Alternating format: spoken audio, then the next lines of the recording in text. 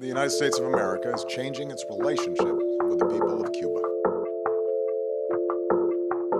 I am canceling the last administration's deal with Cuba. Cuba is in real crisis. We are adding sanctions. The United States of America is changing. And the United States have been waging war on Cuba for all of these years. And it's just ridiculous because we are two peoples that are neighbors and friends and have so much in common.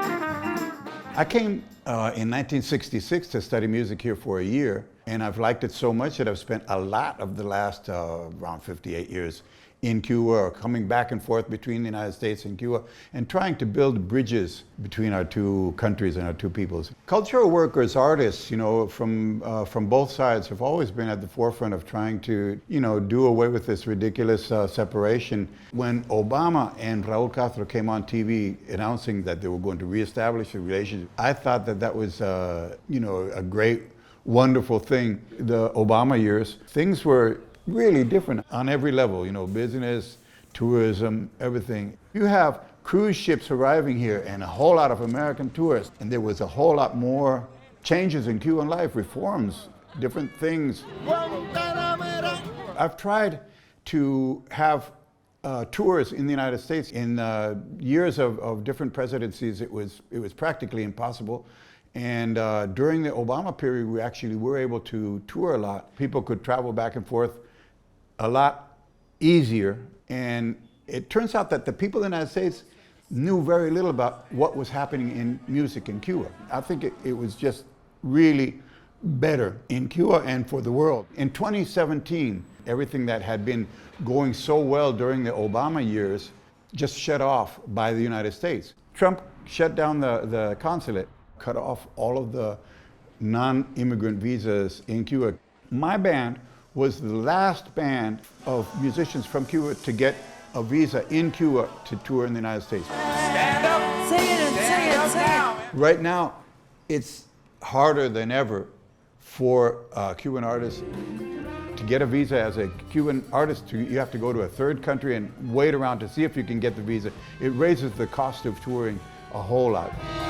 Even to try to get the basic tools of the trade. If you travel someplace, you can go and buy something and bring it back, but you can't actually import something directly. President Biden did nothing to change it, so the policies now are based on let's create the most desperate situation for the people of Cuba so that they will be the ones to bring on regime change.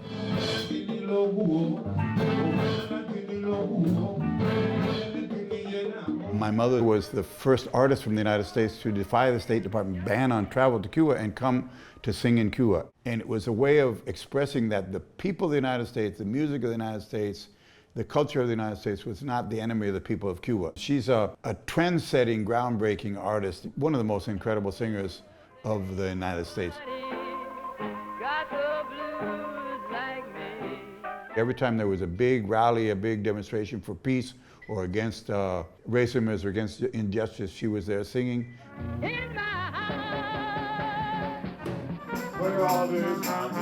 She certainly inspired me. Everything that I've done in my life has been also following that trend and that road of finding ways of music being a bridge between different peoples.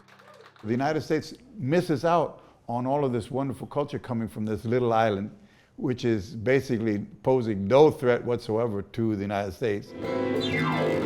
And the United States would do a whole lot better in following the road that I think courageously Obama started when he reestablished finally relations with Cuba.